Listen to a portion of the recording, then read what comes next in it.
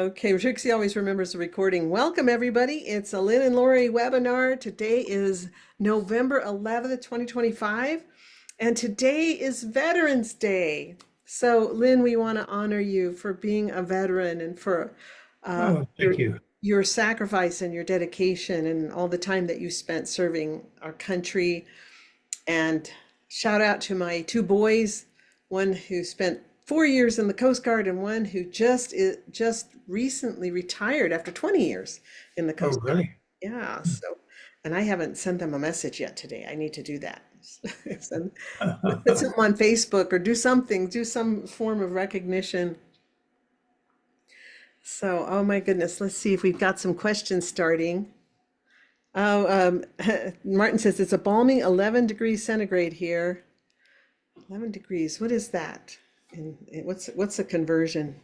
And Remembrance Day. It's Remembrance Day in Scotland. Oh, yeah. Mhm. Ellen says, "Thank you for your service and sacrifice, Lynn, and thank you to you, Lori, and your boys." Yeah, yeah, those boys. They're really special. Uh, so I'm pretty excited for my boys. I've got one boy who just got hired by Stanford in Palo Alto. He put his house in Fort Worth up for sale, and it sold like that. And that made them go, oh yeah, yeah, okay, well, we better get going. We have to be out of the house by the end of November. And they found a condo in California. So they're moving from a huge, big, beautiful home to a really nice brand new condo in California, but it's not nearly as large. And of course, going from a condo to from a home to a condo is a big change. But they're really excited and they're going to be in a really good location for lots of fun stuff. And and then my son that got out of the Coast Guard, the whole time he was in the Coast Guard, he and his wife and their little three kids lived in tiny, tiny little shoe boxes. Does that sound familiar, Lynn? Oh, yeah. Yep, sure does. They lived in such tiny homes, and now they are building a five-bedroom home in San Oh, Antonio. nice. Yeah, so they're pretty excited. They're finally going to have some space to spread out. Have their box burn ritual. The what? Box burn. What's box burn? You, in the military, you move, you move, you move. Everything's always in boxes. Yeah. Get to your final home, you say, "This is where I'm staying." There's a ceremony. You have a box burn. Oh, I did not know. And so you burn you unpack them and then you burn all the boxes? Yep. Uh-huh. Oh, Burn all the boxes. Not gonna box anything up again. yeah. Although, they're still so young. They got married in their teens. I think they were both 18 when they got married, and they're still very happily married. They have three kids. They have two teenagers, one that's 18 and one that is, excuse me, I think 15. And then they decided they wanted another baby. She wasn't Mm. an oops baby. She was a planned baby, and she just turned 3 on October 30th. And and they're pretty young still. They're not even in their 40s. I think his wife just had her 40th birthday. She's a few months older. Excuse me. She's a few months older than my son, and he's turning 40 in March. But just think though, to retire in your 30s, and Oh, yeah. he's got a pretty decent retirement too. I was Yeah. pretty. Mhm. Oh, thank you, Malcolm. It's 52 degrees. Here it was 45 a little while ago, so that's even colder, Yeah. Martin. And then Luciana says, "Hi, Lynn and Lori. So happy to be here listening to you both. Thanks." Oh, that's sweet, Luciana. Well, since we don't have any questions, I will say we did the launch. We launched, I think, about 2 weeks ago into Latin America, and we're super excited by it. And we have a lot of students that are right now going through the master class. We were really surprised, but we've had just like 100 people a day Good. signing Oh, on to take the free master mhm. class. And so they're super excited about remote viewing Good. and very excited to. And I did a very quick Facebook Live recently in Spanish. And I felt like I was kind of embarrassed because I was a little rusty on just staying in Spanish. Because with my team, I go bouncing back and forth between Spanish and English, Spanish and English. Yeah. But this, I couldn't bounce. I had to stay in Spanish. And then I was like kind of embarrassed. I was like, oh, I was saying in Spanish, oh, I'm sorry. I probably sound, and everybody's like, no, it's wonderful. It's wonderful to hear you speaking Spanish. So, Yeah. and When so, the German class was here, I tried, and it dawned on me how rusty I have gotten in my German. Just terrible. if you do, it's so true though, you use it or lose it. I had some friends call me that I hadn't talked to in 40 years, and they were so surprised that I could still speak Spanish. They Hmm. were like, you can still speak Spanish? But that, I don't know who this is. I'm sorry. I thought maybe it was somebody trying to get on, but I think it's spam. So I've now turned it on Do Not Disturb. No spamming. Anyhow, so yeah, we're pretty excited. We're pretty excited about the Spanish launch and reaching more people in the world and who can learn about remote viewing. It's enhanced my life so much. Lynn, if you were to say how CRV, learning CRV, and your time in the military and everything you experienced as a remote viewer, Mhm. Yeah, how would your life be different had you never heard of remote viewing? And how has it enhanced your life? it would be totally different. I would still be programming computers and uh, just I would have made probably sergeant major and retired with a whole lot better salary than I have now. Uh, but no telling where I would have wound up, uh, in the world. Yeah, So I don't know. I'm happy with the way it turned out. That's the main thing. me too. I feel like my life would have been a lot less exciting. Oh yeah, yeah. Mhm. It definitely helped in the excitement arena of life, and of course I got to meet you and so many amazing remote viewers and so many amazing students. I feel like teaching has been so enriching. It is. Yeah. Yes, Has been very enriching. Plus the sessions that we've done, if you think back to some of your most exciting sessions. Okay, now questions are starting to pop in. good. Martin says, okay, here's a question. Lynn, have you done a session on 3i Atlas yourself yet? No, not yet. However, I'm kind of polluted on it. So um, I was talking to the people at the Space Museum uh, yesterday, and we were talking about how that Oumuamua was it, and the the one now both look like rocks. However, this one has a glow of its own, which Mhm. which is not possible really for something that size. And so I said, well, why would it look like rocks? I said, you go through space that distance, okay? Space is not totally empty. You go through space that instant, that distance, and even something that size has a little bit of gravity. It's going to pick up dust. That dust is going to cause static electricity, which is going to pick up more dust. By the time you get anywhere, you're going to look like a rock. It's almost like barnacles growing on something in the ocean. Yeah, yeah, yeah. Yeah, that makes sense. Well, Martin, Martin, did you attend the thing that I did on 3i Atlas?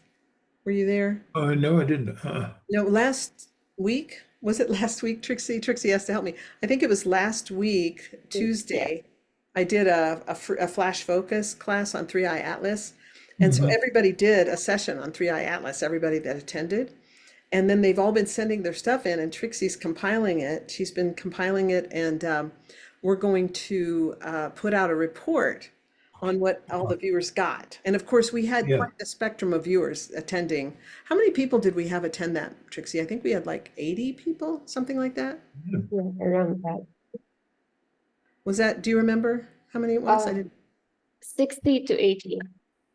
Okay, yes. And well, I remember there were 79 at one point. I was looking at the little thing and it was 79.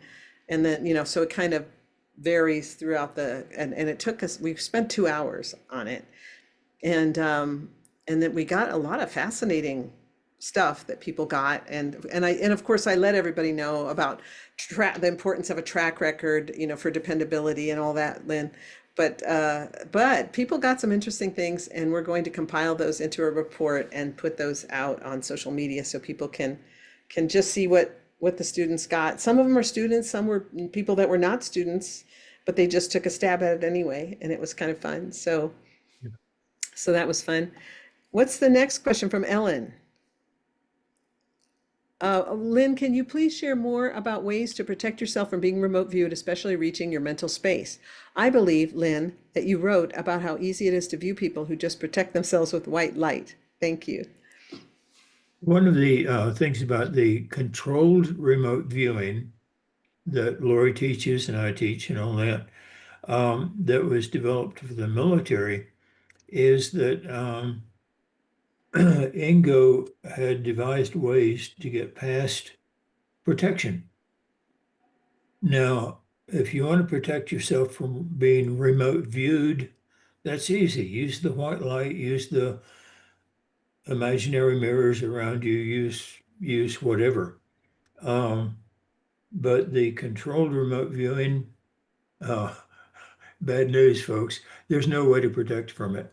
Um, it has built-in ways to get past any protection. But yeah, and in fact, when you put up the white light and all that, you put your faith in that white light, and your natural uh, protection devices, you know, uh, tend to go down, and so it makes it easier to be controlled or remote viewed. But the methods that are called remote viewing, uh, yeah, most of the things really work for it that always have. Yeah, and just to clarify, remote viewing is a very generic term like martial arts. And so Lynn's talking about there's a lot of different types of remote viewing that people call remote viewing, and a lot of it involves just closing your eyes and telling, pick whatever you get. But and those you can protect yourself from really easily. But controlled remote viewing is a very different thing, and it's not as easy to protect yourself from that. Yeah, when the reports came out about controlled remote viewing being scientifically proven, effective, and all that, many of the different psychic methods started calling themselves remote viewing, which is a shame because there is so much literature about each one of those methods. And now then that literature gets lost. Uh, those methods worked. And so they're good, And but all of a sudden you had pendulum remote viewers and crystal ball remote viewers and tea leaf remote viewers and rune remote viewers uh, and so people start finding they have an ability now and they get funneled into remote viewing instead of what they might be really good at. Uh, That's really great. And then Ani Sharaba had a question. She said, I have a question. When you get a location target that is not on this planet, is there a sensation, sign, or feeling that you get? Or is it just a gradual perception? So, Lynn, I'll let you answer that one first, and then I'll pop in with my experience. But well, for me, it's not even a gradual perception. It's just I'm at a target. Now, I may notice a different smell to the air. I may notice a different temperature, a different lighting. Um, um, when that first PSI experience happened, and I was on Mars, uh, I could feel the cold wind, ice cold wind on my face. The sun was out and looked strange. the sky was a different color, and the smell, uh, was different. But for me, I was just at a place. Yeah. That's it. When Yeah. I had a target that was Mars, and I instantly knew, like it was almost like the minute I took the coordinates, I knew I was on Mars Oh, because really? everything was red, and I Oh, felt yeah. like there was really ice cold wind too. I felt like a really ice cold wind, and I Yeah. thought this would be so cold that if I were actually at this site, I would not be able to survive. And I knew that right away, and I thought I think I'm on Mars. But That's an AOL. yes, I know, and that was a complete AOL. But I did have a stray cat of I think I'm on Mars, and but I have to say though that was the first time I ever had that experience while viewing an off-planet target. The first time I ever viewed off-planet was a target Lynn gave me, and the front loading was the target is a series of 6 locations or something like that. Move to each location and describe. And in my mind, I had no idea that I wasn't on Earth. I just thought, I wonder why Lynn is giving me all these barren places that have nothing on them to look at. And I only found something on 2 of the 6. So I moved to each one, and I was like, "There's nothing here, just land. There's nothing." And then I got to like the 5th one and went, "Oh, this one's weird. This one looks like it has a bunch of pipes on it, like I Yeah. felt like I was floating over like an oil refinery that had all kinds of pipes." Mhm. And then that was all I found at that one. And then I went to the 6th one, and there I found beings, but they didn't appear to be human, which really threw me off because I was like, why would where would these weird beings be, But it Yeah. never even dawned on me, Anisharab, that I was not on Earth. And I Yeah. did all 6 of those. And do you remember that was one, I think that guy that Lynn, I'm going way back now. He was a venture capitalist, and he hired you to have, or he wanted you to have people. It was Oh, like yeah. the We first did a time, whole series of projects on that one. Yeah. and He I was think, he was the designer of the Spruce Goose. oh, cool. Yeah. That was Howard Hughes's. Howard Hughes. Yeah. Yeah, that's really cool. Well, I remember that back in those days, it was really astounding that they had just found a solar system that was very similar to Earth's. And Right. now they know where there's tons of solar systems that are similar to Earth, but back then that was the first one that they went, "Whoa, this is a solar system that's very similar to Earth." And he wanted you to have remote viewers view it. And there were 6 planets rotating around this sun. And so I was so delighted to find out that it had what it was when I got the feedback, Yeah. like, "Oh, that's so exciting." But anyway, so Ani Shadab, all that to say, and then I've been given the dark side of the moon 3 different times over 20 years, and each time I didn't really realize I was on the moon. On none of the 3 times did I know that I described it the same each time though, so I was consistent, but I didn't know that it was the moon. So I think each viewer has to. It's kind of like each viewer is kind of on their own thing, right? Yeah. Hmm. And then let's see, I'm going to go on to the next one. Lynn. Lynn says, what would your top suggestions or advice be for someone who's new to CRV? I'm almost complete with Lori's CRV class. What would your top suggestion be for just getting started, Lynn? All right. I have 3 suggestions. Okay. Practice, practice, practice. That's excellent advice. Excellent advice. Um, my top suggestion would be give yourself permission to make stuff up. Uh, Yes. Yeah. because once you do that, you stop filtering and editing so much. If you just say, I'm just going to make stuff up, I don't even care if it's right. A lot of times that's when accuracy started coming for me, was when I finally got over, what if I write something that's not correct? That was a big one. And Yeah. describe, don't identify, of course, is another one. Yeah. And in the practice, find a CRV buddy to work with, because you'll practice more often if you have a Good buddy. idea. Yeah. You will. And one of the most important things, and this came up recently, um, as long as you worry about what the target is, you're going to be swamped with AOLs. And so one of the main principles of CRV, doing it well, is you get an impression, you write it down, you move on. If all of a sudden you think, oh, I bet I know what it is, AOL, set it aside, come back, get an impression, write it down, and move on. And stop caring about what it is, what the target is. Just describe, don't identify. That means nouns. Nouns are from the conscious mind, not from the subconscious. Set them aside. Yay, excellent. Excellent advice. Okay, these are some great answers.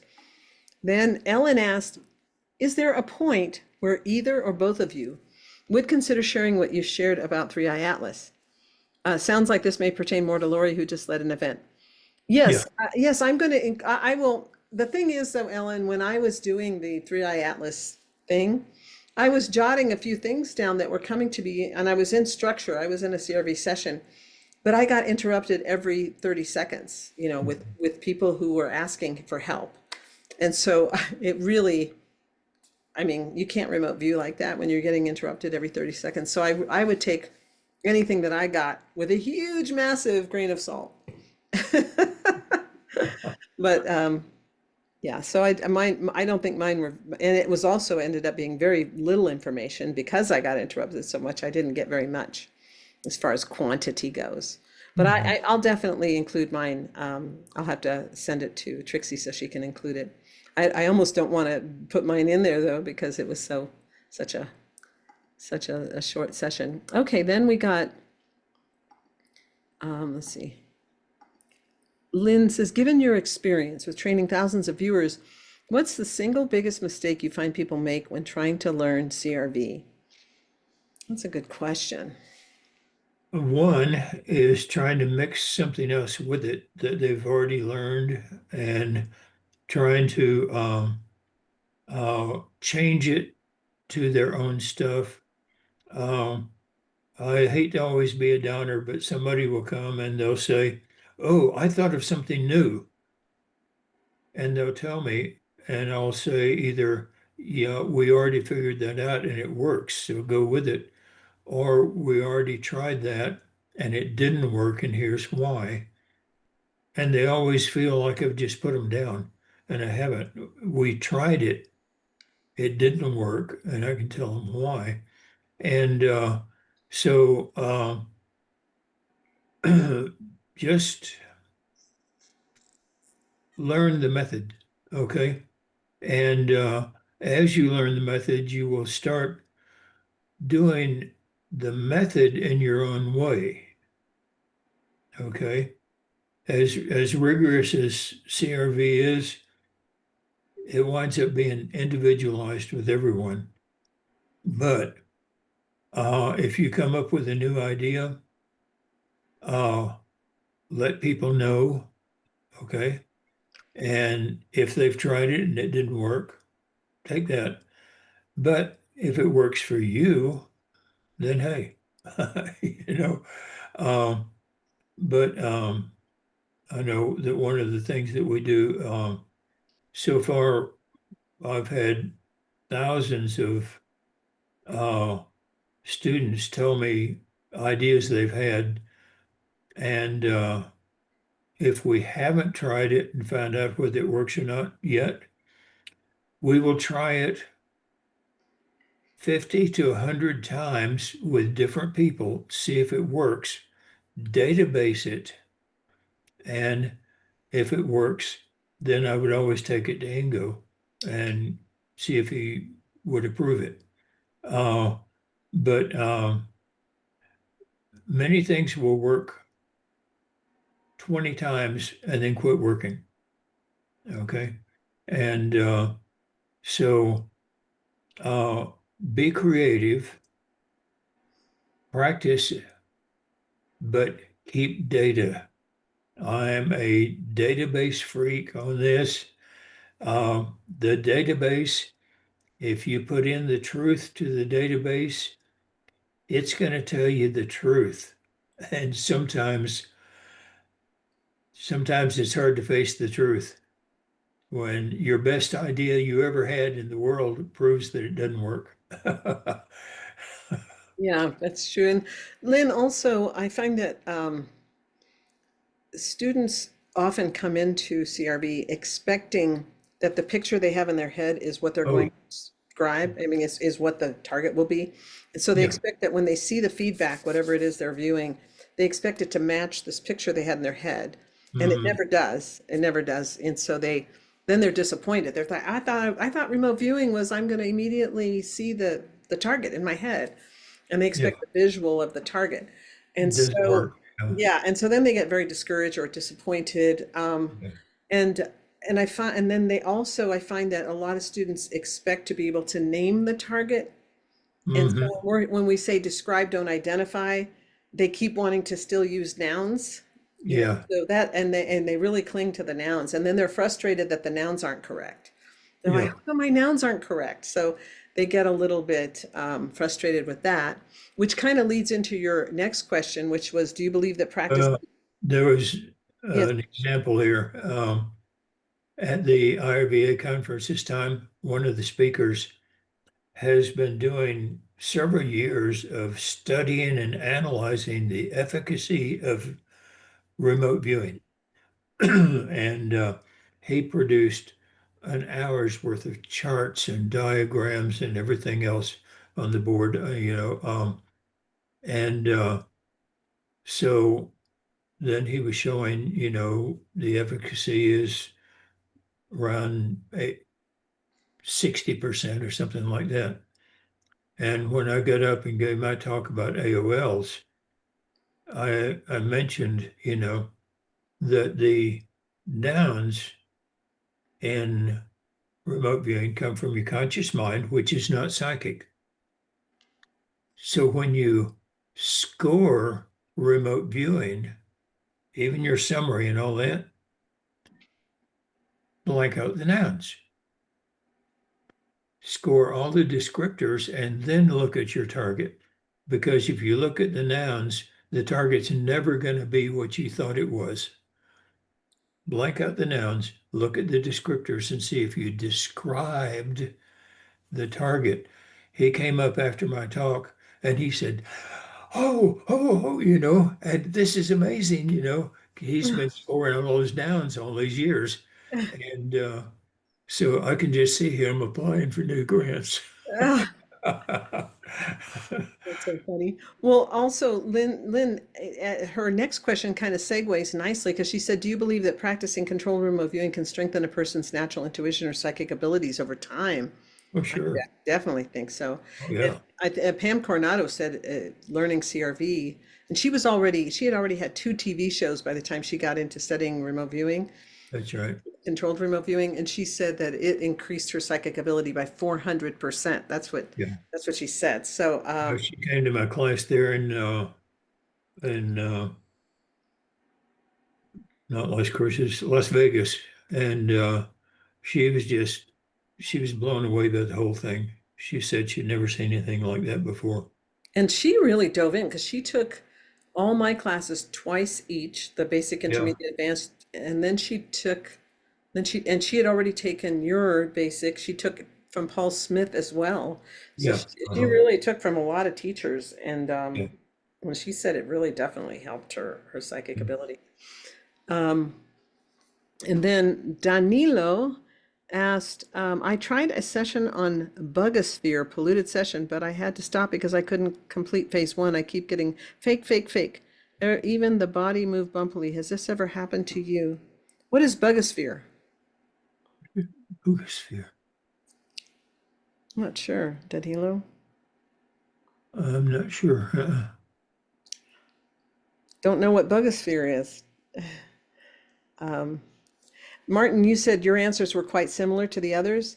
Even though I was only viewing for such a short time, it was really interesting because several viewers sketched Oh, Three Eye Atlas, and all the sketches looked alike, including mine. They all looked the same. oh, the Boogosphere. Yes, I know what that is. Yeah. Uh-huh.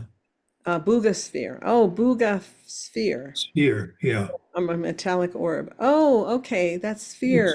I It's know a about this metallic too. thing that acts on its own. It will follow you around the room and all that. Yeah, Yeah. yeah. And that one now, the one that they're claiming is the Boogosphere doesn't, yeah, I remember that Dax now. I just didn't recognize it as Mhm. one word. Yeah, But yeah, and then the people that originally owned it feel like it's been tampered with because it yeah, doesn't work anymore, right? So they right. think it's been that the real one has been replaced by a fake one. Yeah. But the question that Danilo asked was even the body moved bumpily. Has this ever happened to you? Yeah. Your subconscious talks to you through the body. And so you will get body, physical reactions to targets. That's not unusual at all. Yeah. Martin says Boogosphere is a ball-shaped ET craft captured by civilians. Mm. It may be.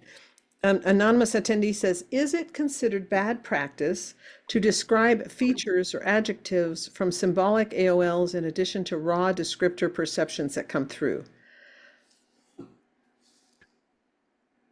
If you get a descriptor, write it down. Okay. Even if it's a symbolic AOL and all that, and you get something about it, write it down. You might make a note that it's about your AOL, but there is a reason why you got that particular AOL. All Mhm. right. And so, like when you get, oh, it's a ball. Oh, how is it like a ball? How is the target like a ball? Oh, it's this color, it's this shape, and all that. And so, even symbolic AOLs, if you get descriptors, you write them down, you may know that it's about a symbology, and you can make a note on that. But even still, the descriptors will tend to be a descriptor that is of both the symbol and the target, because that's why you got that symbol. And so write it down. Now, in the summary, you may realize that half of those descriptors really didn't apply to what their target is. And the summary will filter out the bad ones and it will keep the good ones. So, yeah, write them down. Mhm. So, another thing though, anonymous attendee, in saying, is it considered bad practice? One thing that we do consider a bad practice, generally speaking, is we don't encourage viewers to move to a stray cat or an AOL. Oh, right, You know, you right. don't want to move to a noun to describe it because often the noun is wrong and then your descriptions can be wrong Yeah. sometimes, depending. So we don't encourage people to move to a noun to describe it or to move to an AOL, regardless of what kind of AOL it is. However, I have to say that my viewers, excuse me, have been my student that are more advanced. They've been using a technique in phase 5 as a phase 5 tool that Mhm. has been working really well. I've been absolutely astounded at how accurate it's been. And what they do is, like, let's say they've got an AOL that's really plaguing them. It just won't leave them alone. And Lyn often has taught about the white crow. I had never heard about the white crow till I met Lyn. And he talked about, like we know all crows are black, but it only takes seeing one white crow to prove that all crows are not black. And the way that that analogy fits into all this is that if you have an idea in your head and you can't shake it, the target is a volleyball game on a beach. The target is a volleyball game on a beach. I can't get it out of my head. It's just, that's all I can think about. Then what this tool that my students are using is, okay, how is a volleyball game on a beach like the target and how is it not like the target? And as soon as they get a few perceptions of how it's not like the target, that's the white crow they were looking for. Yeah, Then they know, oh, it can't be a volleyball game on a beach yeah, because it's not like the target in this way. But yeah. I'm shocked at how accurate those, how it's not like the target turns out to be, Oh, yeah. and how Mhm. accurate it's how it is like the target turns out to Yeah, be. It's pretty fascinating. yeah, and the things that did fall into there, I've always had students, when that happens, just write in big letters across the page, you know, and that the target is a volleyball game on the beach. Now I'm going to describe this volleyball game on the beach. And they go describing that, and they find that white crow, and they say, "Oh, this can't be a volleyball game on the beach." Everything in between those two things you don't put into your summary, you don't consider for your summary and all that. You have just used maybe 5 pages of paper to finally get rid of that AOL. And so you just sort of remove that from your session and move on, but it breaks you of that. So it's a good way to do that. And it's a type of stage 5. Yeah. Mhm. And it is really helpful because sometimes those things just drive you nuts and you can't let them go. But then if you get, like, let's say you thought the target was a castle, I mean, Yeah. like a physical castle, and you're describing the castle. One thing I've noticed, and I'm sure Lynn, you've noticed this too, teaching all the years you've taught, where a perception will come in that doesn't fit the castle idea. Right. And Mhm. and people will start taking perfectly valid adjectives and setting them aside as AOLs. And I'm like, well, wait, that's Right. not a noun. That's an adjective. Why did you set it aside? And almost inevitably, it's because it didn't fit the castle they had in their head. So they just put it aside. They just like tossed it out. So I said, pay attention. This is a tip for everybody. Pay attention to the things you have this urge to throw out because it doesn't fit what you have in your Oh, head. yeah. And Yeah. those often will be the key to open up the whole target for you. That This descriptor is that doesn't this fit is the a part castle. of the part that's called castle building.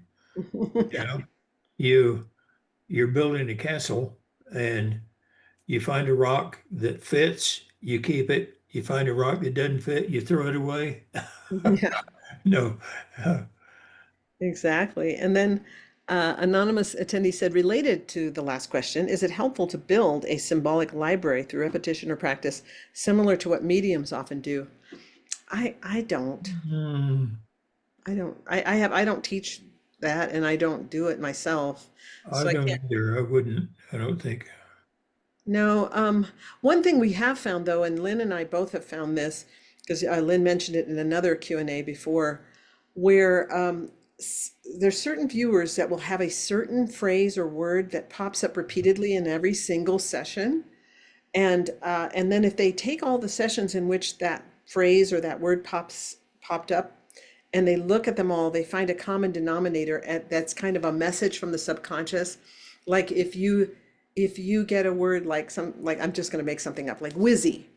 So like this word whizzy keeps showing up in my sessions, but I can never find what it means.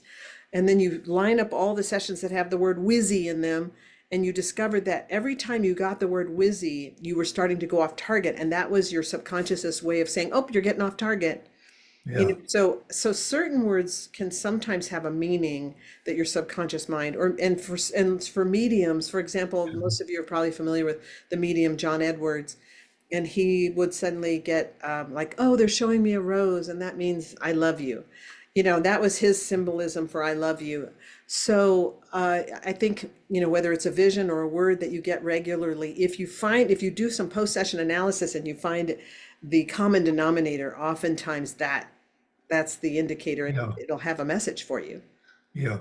The problem though with making a symbolic library, okay, is that your conscious mind definitely states every time I see the word uh, or every time I get the symbol of something, it means something else.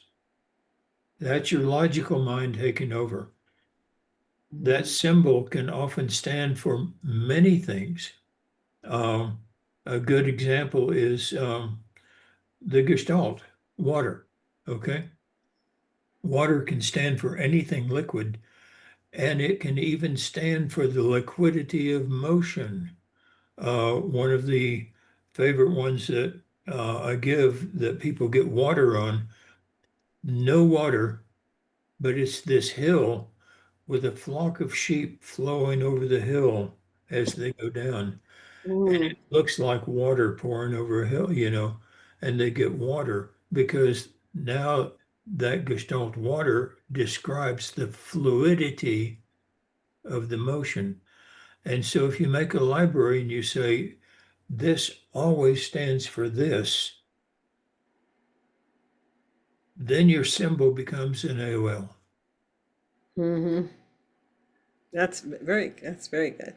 Then Danilo asked, I wonder how it's possible that sensations remain in the body after a session, which then required some detoxing. I had Yeah. a feeling of pressure in my neck and later learned that it was a stab wound. But it's not a mental memory, but rather a physical thing. But does physical memory exist? Sure. Absolutely. Yeah. In fact, they've proven that many of your own memories exist in your body, not in your mind. So yeah, absolutely. And detox is very important. Yeah. Yeah, and that's one reason that I feel that full body massages are really helpful because they've found that it can be a technique for releasing trapped memories that you Yeah. are not in your conscious mind, and somebody is working on you and suddenly you have this memory pop up that Mhm. because it got released from a certain part of your body where you'd been storing it. So There's a term for that. There are people who are doing that professionally. Forget yeah, what it is. I can't think of the term for it either. Something therapist. It's not myofascial release, is it? No, that's something I'm else. not sure. Yeah. I don't remember. And then anonymous attendee says that was helpful. Thank you. Good Good. deal. And Good. then Good. Martin says there are synapses in the heart with some evidence that heart transplant recipients take on some of the personality traits of the donor. Yeah, I read about a woman from India who always ate Indian food, and she ended up receiving, I think it was a heart from someone who had just right before they were hit by a car. They were in a car accident, but right before the car accident, they had eaten like a burger and fries and a milkshake from McDonald's. And this Indian woman had never even tasted McDonald's ever. And after that, she suddenly like craved burgers and fries all the time. I don't know if it's true. Maybe it's just a legend, but that's what I had read somewhere Which years is ago. kind of bad for into wanting cow meat. Yeah. Yeah, yeah. Not Oh my good. gosh. Exactly. Jeez. I hadn't even thought about that, Lynn. That's it. That's even worse. That makes it even worse. Oh my goodness. Okay, so yeah, and they've also found, Martin, that the heart is like a brain. Yeah.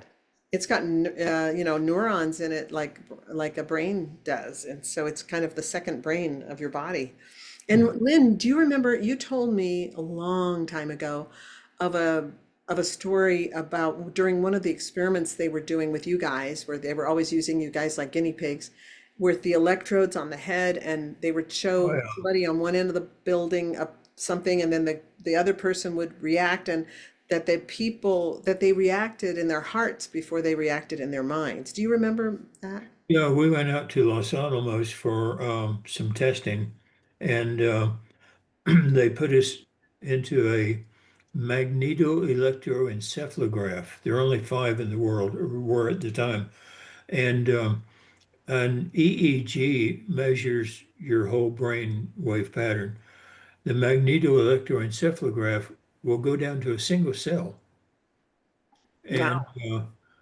so anyway, what they did, they went down to the photoreceptors part of the brain, and they put us in a dark room for like 20 minutes and then showed us vertical and horizontal lines and uh, measured how our photoreceptors reacted to those lines.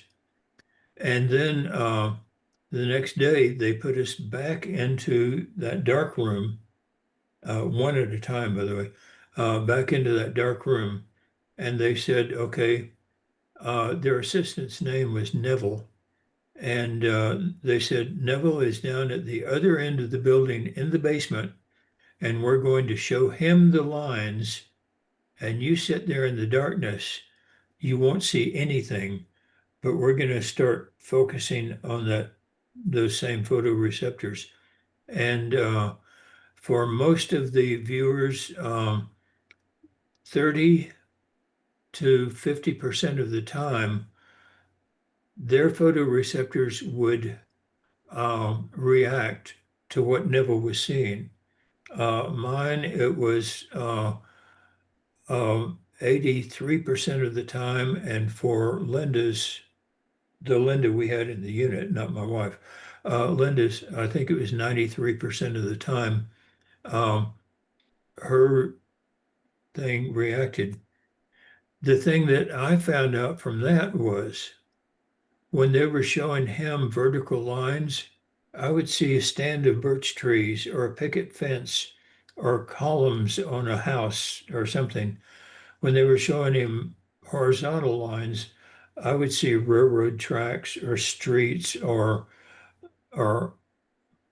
high tension wires and things like that, you know. And what dawned on me at the time was that your mind at the subconscious level is going to give you those impressions, but your conscious mind will immediately have to identify it as something. And that this is the whole source of AOLs. Okay. Now I have some questions. Oh, just a second, wait. Here's some more. Oh, how many phases are there in CRV? Six, Danilo, six phases. Phase seven isn't, I mean, it's not really a phase in a way. It is a phase, but only 7 are taught to the public, Okay. they developed it through 18. Yeah. Yes, and Martin says, that's what I meant. A second brain-like organ gives weight to the idea of feeling certain emotions in our hearts. Yes. And then I have another question from you, Martin, from that you sent in from last time that we didn't get time to answer. It says, if you viewed a target that someone has tasked for you and you want to view it again at a later time, can you do that on your own, or do you need to get someone to retask it for you at a random time so you don't pollute it with expectations? I had in mind some of the very interesting experiences both you and Lynn have described viewing over years, such as Bigfoot, Mars, saving the world from Saddam with his one and only weapons of mass destruction. If that had been me, I would have been tempted to revisit some of those situations out of pure curiosity to find out what happened next. You know, in the blogs on my website, there's one called 18 Years of Excitement, and I actually wrote it for 8 Martinis back many years ago, probably about 10 years ago now. And it was some of my, at that time, most exciting sessions that I had done. And in one of those sessions, Mel Riley and I had been tasked with the same target. And Mel always wanted, oh, thank you. Trixie put it in the chat, a link to it. But anyway, I had always wanted to view it again, and Mel always wanted to view it again. But we did feel kind of stymied because of all the viewing we had already done on it. We felt like we would be kind of Mhm. polluted, and we neither one of us. I did do another session on it many years later, but I didn't really take it very seriously. I mean that one I don't know that I would give a lot of credence to be honest. So that is a lot of pollution there. Yeah, there is. The best idea is to have it tasked to you blind so that you don't know you're getting the same target again. That's the best idea. But you can task yourself to do a target. You know, what am I going to be doing tomorrow afternoon? And, and things like this. And you can task yourself, but if you task yourself, the best advice in that is always go for the unknown. So you say, I know what I'm planning for tomorrow afternoon, but unknown, what is really going to happen, you know? And I know what I've already found out about this target, but what did I miss? And go for the unknown. It's really good. Yes, and here's a question also from Yvonne Burgess. She said, um, and then she'd asked this last time we did Lyn and Lori webinar, and I told her I promised I would get to it. So this is for Yvonne. She says, I've been through CRV Advanced and other courses with Lori over the years, and the teaching was that viewing numbers or words can be challenging, alphanumerics, challenging for CRV. So jumping on to pose this question, because just yesterday when I got the invitation, I also got a notice that my old art computer may be recoverable if we can locate the key. I have the ID of the hard drive, the date the key was created 7 years ago, the email address, which is now a dead, defunct email address, under which the key was created, and also the fact that the key was sent to me by a former coworker to a now dead email account, so plenty of coordinates to choose from. Any suggestions about how I might be able to use remote viewing to recover the key, which is 8 sets of 6 numbers? And by the Good. way, it is my own computer and my own art that's on the computer, so it's for a good cause. Wow, 8 sets of 6 numbers, that's challenging. Yeah. So, Yvonne, my first reaction would be say, girl, when it comes to getting those numbers, you better just really dig up that old computer and revive it, or that old email address and revive it, because if we could quickly and easily accurately get 8 sets of 6 numbers, that would mean we could win the lottery repeatedly, which I have not done. I've never made a hard attempt to win the lottery either, but a lot of viewers I think have, and we do know of some viewers who have won the lottery. They actually have, but it would require using ARV to get those numbers, and you'd have to be really, really good at ARV to get them. Yeah. And did you have anything you want to add to that, Lynn, about getting numbers? Stage 8 will do things like that, but stage 8 is generally even harder than ARV. But It ARV, that was my first reaction, ARV. But ARV can take years of practice to where you get really, really good, um, to good enough to find, you know, uh, 8 things of 6 numbers exactly. Um, yeah, you're gonna have to be really good. Yeah, and it would take a ton of practice. And And if you want to practice it at a roulette wheel, but don't bet. yes, and Jan Richardson asked, how do you work with sound using your phone? I can't figure out how that works. So I set up a date and a time in the future, but how do I get different ringtones depending on the correct answer? And this is an ARV question actually, but Jan, the answer to that is that you get a sound app on your phone, and rather than using ringtones, you use one of these apps that has, and they're changing all the time, and they're updating all the time, and getting new ones all the time. But it's one that has just about every sound you can think of on it. You know, doorbells ringing, drums beating. Uh, what am I thinking? You know, dentist drills. I mean, every single sound. You know, somebody knocking on a door. It's got every sound imaginable, and you pick 3 very distinct sounds for the 3 choices in your ARV, if you have 3 choices, for example. And then you move Oh, forward in time to get that. But re-watch the ARV course because it explains it really well. And I think that if you just re-watch those videos that talk about this, I explain it really, really thoroughly. And I think you just need to watch and then watch the part where we're actually doing the experiment with sound, which is the section on the game at the very end of the course. It's at the very end of the course. So if you haven't made it all the way through the ARV course yet, it might not make sense yet, but if you watch all the way to the end, we're actually trying to predict who's going to win the sports game, and we use sound as our indicator. And I really explain the whole thing with sound, and it's at the very end of the course. So that's where you want to go to find the answer to that. Yeah. My question would be, why is he using sound? Has he found out through experience and databasing and all that that he's best at sound?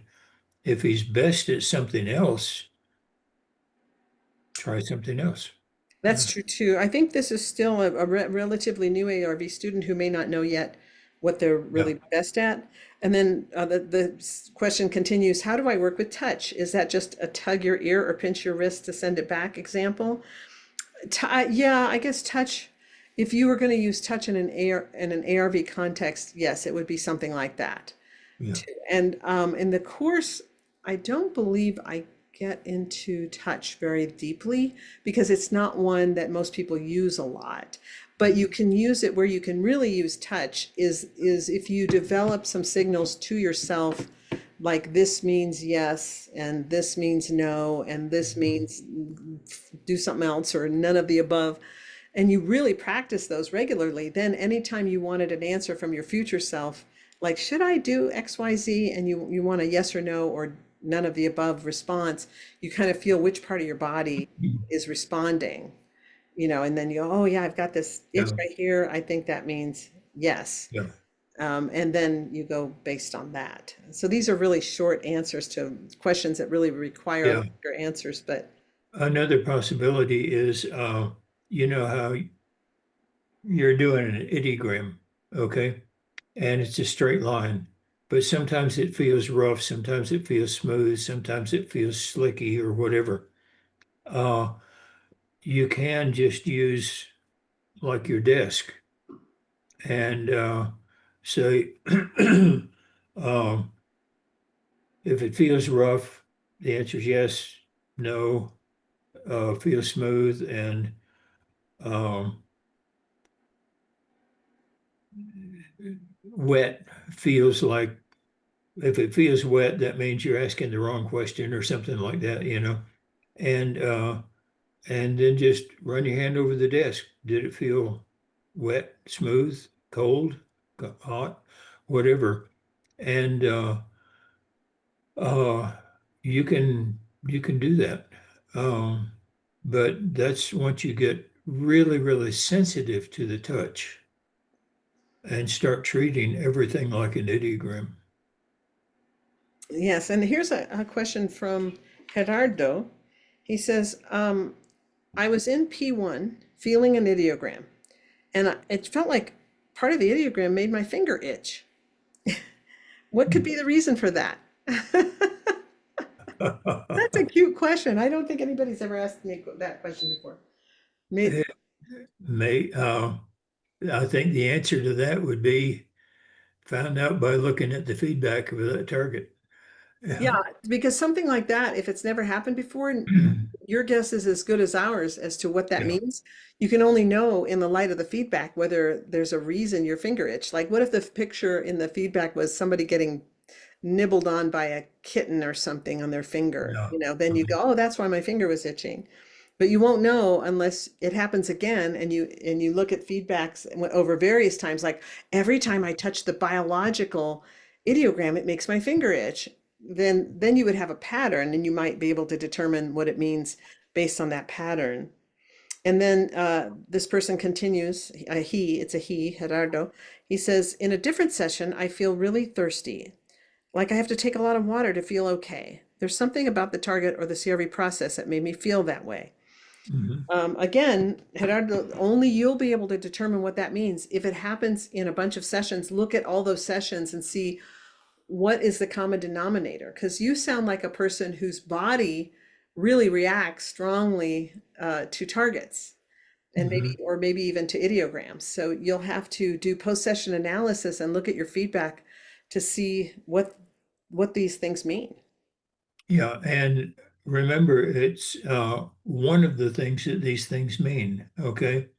So you're not making a hard symbolic library.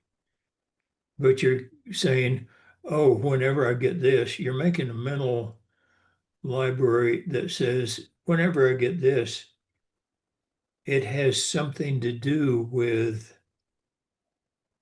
whatever. Okay.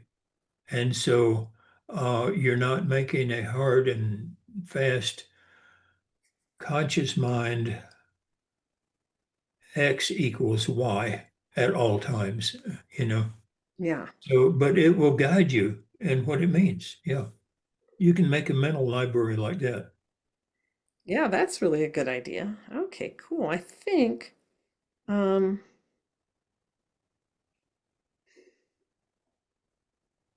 oh, and then Lynn had a question. It was, I'm working on module 4, phase 2, feeling like I'm not getting anything when I try to describe the gestalt. I feel like I'm making it up, getting an image, and I can't set it aside, even if I note it as a stray cat.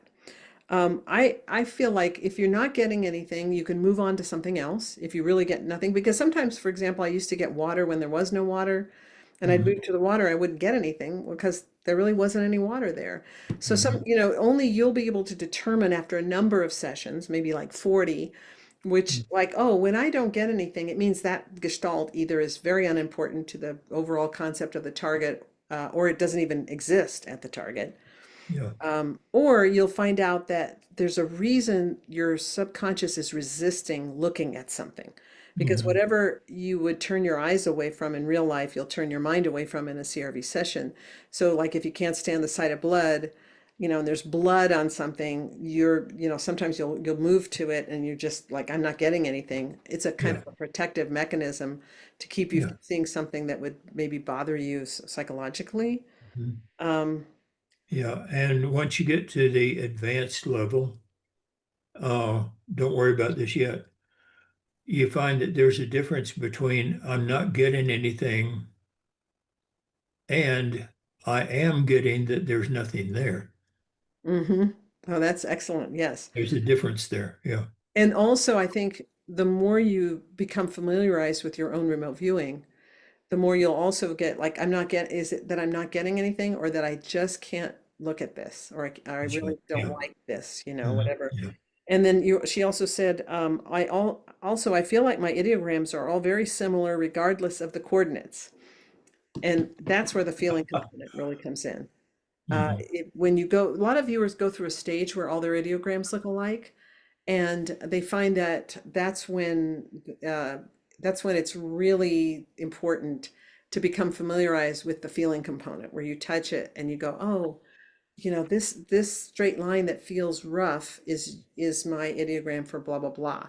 But then you touch it, and when you get the same looking ideogram and you touch it and it feels different, and then you Mhm. look at the feedback and you go, okay, so when it looks the same, but it feels like this, that means blah, blah, blah. But when it feels like that, Yeah. it means something else. So the feeling component really comes into play when you go through the phase that a lot of viewers go through where their ideograms all look alike.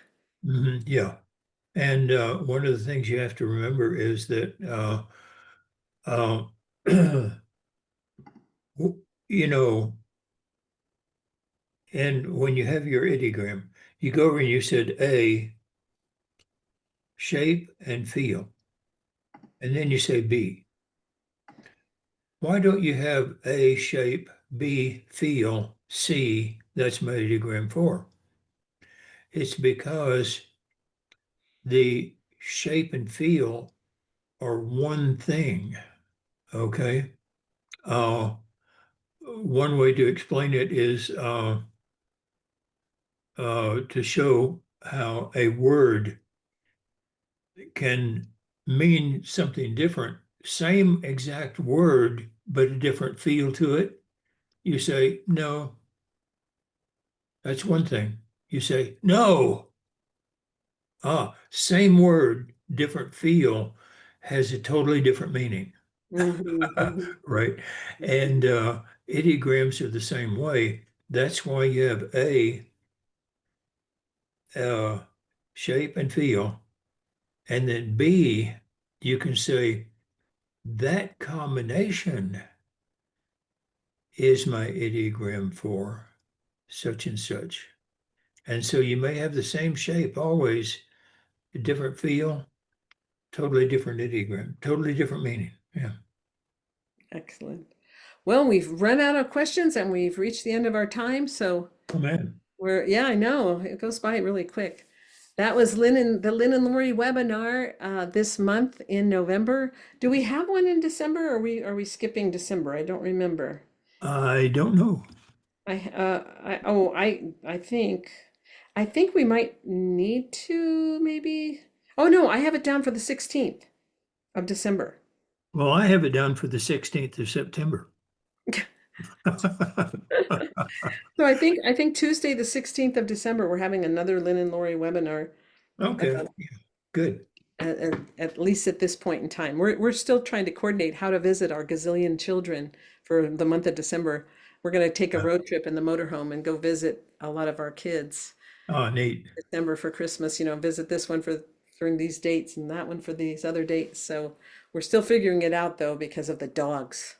Dogs complicate your life a lot, and They do. they're expensive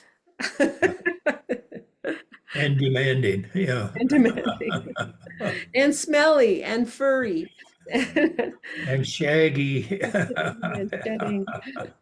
Anyway, so guys, thank you so much for coming, and Thank you. appreciate everybody being here. And oh, Martin has it down for the second. No, Martin, move it.